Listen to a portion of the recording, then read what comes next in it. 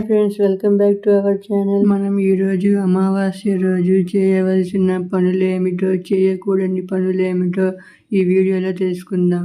అమావాస్య రోజున హిందూ ధర్మంలో ప్రత్యేకమైన ఆధ్యాత్మిక ప్రాధాన్యత ఉంది.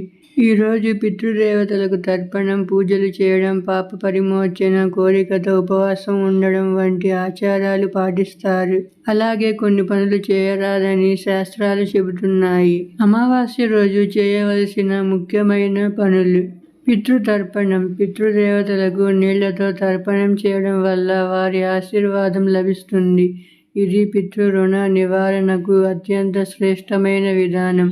దానం చేయడం: ఆహార దానం, వస్త్రదానం, నిధి దానం వంటి వాటిని బ్రాహ్మణులకు లేదా గలబారులతో పంచుకోవడం పుణ్యఫలాన్ని ఇస్తుంది. ఉపవాసం. అమావాస్య రోజు ఉపవాసం ఉండడం శరీర శుద్ధికి, మానసిక శాంతికి ఉపకరిస్తుంది.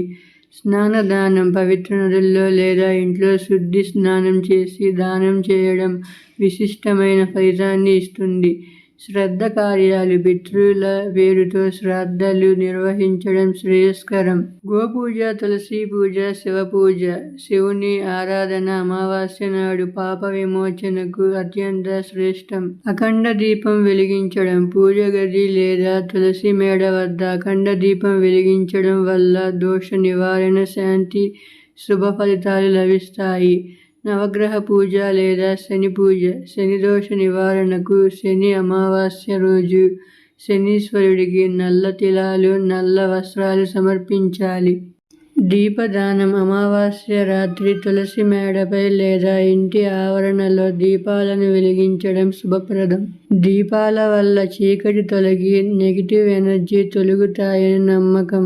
మంత్ర జపం, ధ్యానం. శివమంత్రం, ఓం నమఃశివాయ, గురుమంత్రం లేదా పితృమంత్రాలను జపించడం పాప విమోచనానికి సహాయపడుతుంది. అన్నదానం లేదా పక్షులకు ధాన్యం ఇవ్వడం. పక్షులకు, పశువులకు నీరు, ఆహారం పెట్టడం కూడా పుణ్యకార్యంగా పరిగణించబడుతుంది.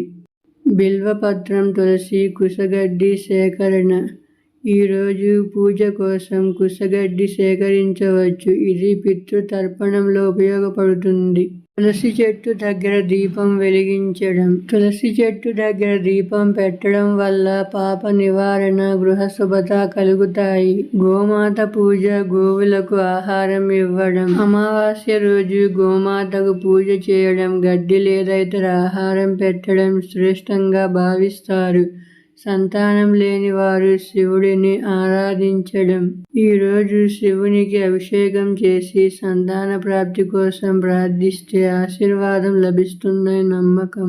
పితృపూజల సందర్భంగా కథా శ్రవణం, పారాయణం, గరుడ పురాణం, శ్రీమద్ భాగవతం, విభీషణ గీత వంటి గ్రంథాలను చదవడం లేదా వినడం మంచిది. అమావాస్య రోజు చేయకూడని పనులు: నూతన కార్యారంభాలు, కొత్త వ్యాపారాలు, పెళ్లిళ్ళు, గృహప్రవేశం మొదలైన శుభకార్యాలు ఈ రోజు ప్రారంభించరాదు.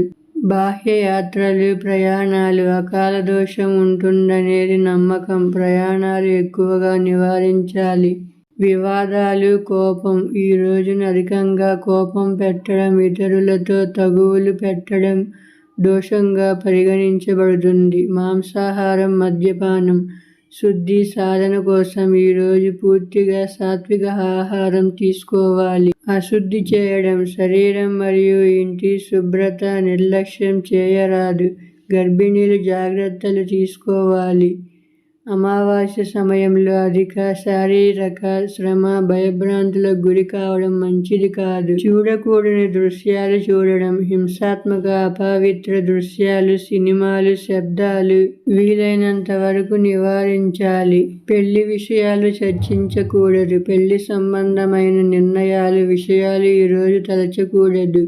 అశుభంగా భావిస్తారు. చెడు మాటలు, అసత్యం మాట్లాడడం.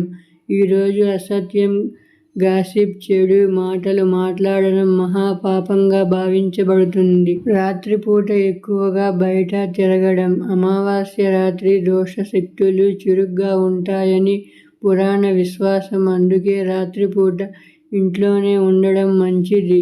గర్భిణీలు శ్మశాన ప్రదేశాల నుంచి దూరంగా ఉండాలి. అమావాస్య రోజున శ్మశాన వాటికలు, ఆత్మలతో సంబంధం ఉన్న ప్రదేశాల దగ్గరికి వెళ్ళరాదు. అమావాస్య రోజు తల కడగకూడదు. కొన్ని ప్రాంతాల్లో విశ్వాసాల ప్రకారం తల కడగడం ద్వారా శరీర శక్తి తగ్గిపోతుందని భావిస్తారు.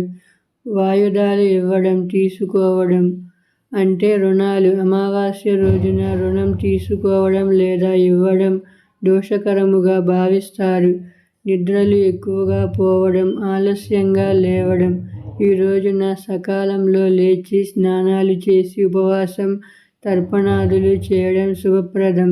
అర్ధరాత్రి వరకు మేలుకొని అశుభమైన పనులు చేయడం, ఇంటి ద్వారాన్ని మూసిపెట్టడం లేదా అంధకారంగా ఉంచడం చీకటి శక్తులు ప్రవేశించవచ్చని నమ్మకం. దీపాలు వెలిగించి ఉంచడం ఉత్తమం. మానసిక కలతలు, దోషశక్తులు అధికంగా ఉంటాయని నమ్మకం. అమావాస్య అనేది పితృపూజలకు, దాన ధర్మాలకు, ఆధ్యాత్మిక సాధనకు, లోతైన అంతర్ముఖతకు అనుకూలమైన శుభదినం. ఈరోజు నియమాలు పాటించి జీవన పదంలో సానుకూల మార్పులు తీసుకురావచ్చు. ఈ వీడియో మీకు నచ్చినట్లయితే వీడియోకి ఒక లైక్ చేసి ఛానల్ని సబ్స్క్రైబ్ చేసుకోండి ఫ్రెండ్స్. Okay, bye.